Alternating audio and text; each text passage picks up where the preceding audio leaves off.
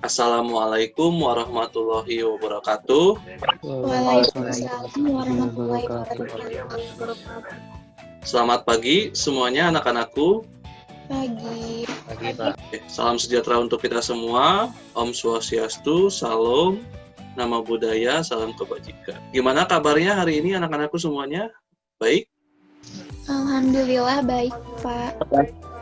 Oke, Alhamdulillah. Semoga kapanpun dan dimanapun kalian berada, kita semua dalam keadaan sehat. Nah, sarapan dan sudah mandi semuanya? Sudah. Oke, berarti sudah siap ya untuk pembelajaran hari ini. Silakan dipersiapkan bukunya, pulpennya, posisikan diri kalian senyaman mungkin untuk mulai pembelajaran. Bapak akan kirimkan link kehadiran di grup Telegram ya seperti biasa, dan jangan lupa untuk segera diisi. Sebelum mulai pembelajaran, kita baiknya berdoa terlebih dahulu. Silakan dipimpin oleh Darian sebagai ketua kelas. Baik, sebelum belajar mari kita berdoa sesuai kepercayaan masing-masing, berdoa dalam hati, mulai. Topik pembelajaran yang akan kita bahas pada pertemuan kali ini yaitu 1. Kita akan membahas mengenai klasifikasi dari permasalahan sosial. 2, kita akan membahas mengenai teori-teori dari permasalahan sosial. Kegiatan pembelajaran dengan menggunakan model discovery learning melalui eksplorasi di internet seperti penayangan video, peserta didik diharapkan dapat 1. Menganalisis klasifikasi permasalahan sosial yang terjadi di lingkungan masyarakat. 2. Mengaitkan teori-teori permasalahan sosial dengan realitas yang terjadi di lingkungan masyarakat. 3. Mendesain klasifikasi permasalahan sosial yang terjadi di lingkungan masyarakat. 4. Mengaplikasikan teori-teori permasalahan sosial dalam memahami permasalahan sosial yang terjadi di lingkungan masyarakat. Materi sebelumnya yaitu mengenai masalah sosial. Jadi, masalah sosial adalah suatu ketidaksesuaian yang terjadi antara unsur-unsur kebudayaan atau masyarakat, di mana ketidaksesuaian tersebut dapat membahayakan kehidupan kelompok sosial masyarakat lainnya. Kalian amati video berikut ini mengenai klasifikasi dan teori permasalahan sosial. Nanti setelah kita menyaksikan video, kita berdiskusi mengenai klasifikasi dan teori permasalahan sosial. Silakan disaksikan.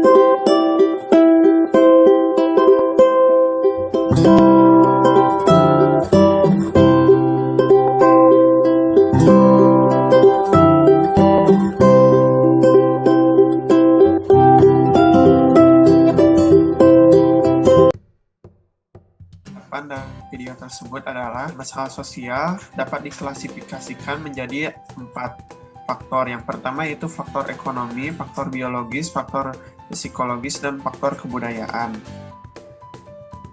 Jadi kegiatan kita berikutnya, kita akan melakukan diskusi kelompok. Kalian akan Bapak bagi ke dalam 6 kelompok. Masing-masing kelompok itu melakukan diskusi mengenai satu, klasifikasi dari permasalahan sosial. Yang kedua, teori-teori dari permasalahan sosial. Jadi kalian melakukan diskusi dan hasil diskusinya dibuat dalam bentuk mind mapping dan dipresentasikan. Di sini saya perwakilan dari kelompok 1 akan mempresentasikan mengenai klasifikasi masalah sosial dan teori masalah sosial. Klasifikasi masalah sosial terbagi menjadi 4. Yang pertama yaitu masalah sosial dan faktor ekonomis, misalnya kemiskinan, pengangguran.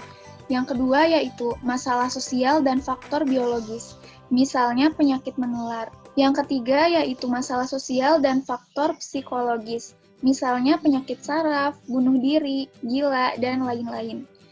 Yang keempat yaitu masalah sosial dan faktor kebudayaan, misalnya perceraian, pencurian, kenakalan remaja, konflik ras, dan lain-lain. Teori fungsionalis disampaikan oleh Emil Durkheim. Menurutnya, teori ini didasarkan pada masyarakat yang mempunyai fungsinya masing-masing. Artinya, jika fungsi masyarakat tidak dijalankan dengan baik, maka akan terjadi masalah sosial. Dasar dari pengembangan teori ini yaitu dari teori patologi sosial, yaitu sistem dalam masyarakat yang bekerja tidak baik. Yang kedua yaitu disorganisasi sosial, yaitu perubahan sosial yang cepat yang dapat mengganggu norma-norma yang ada di dalam masyarakat. Kemudian teori konflik.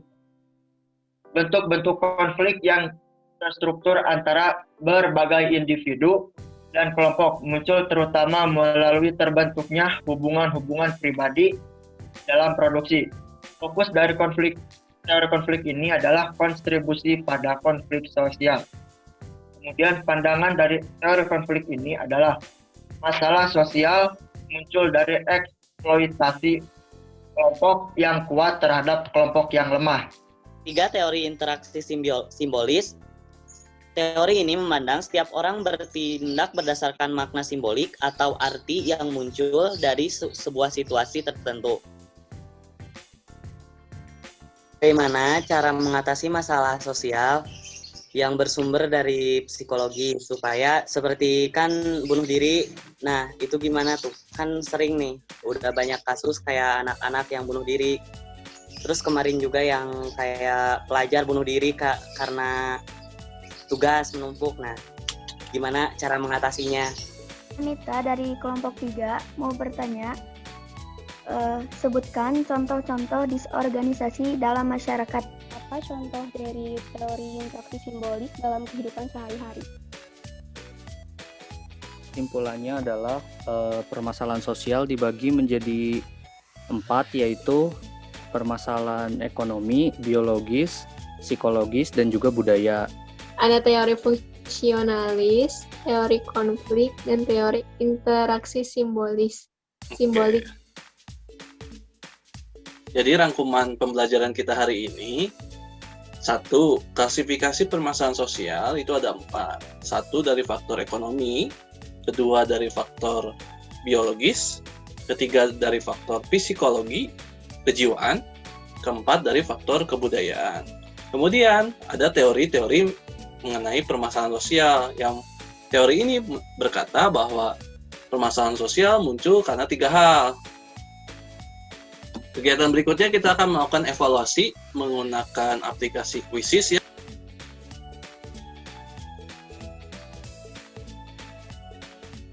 Melaksanakan evaluasi, kita akan melakukan refleksi menggunakan aplikasi Padlet.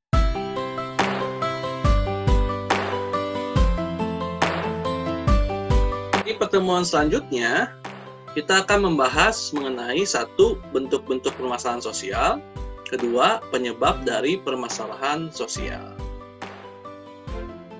Sebelum kita mengakhiri pelajaran pada hari ini, alangkah baiknya kita membaca doa di dalam hati. Mulai.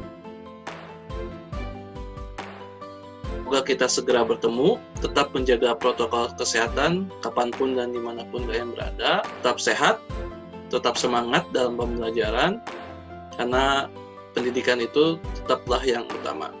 Oke, Bapak akhiri. Wabillahi taufiq wal hidayah. Wassalamualaikum warahmatullahi wabarakatuh. Dadah.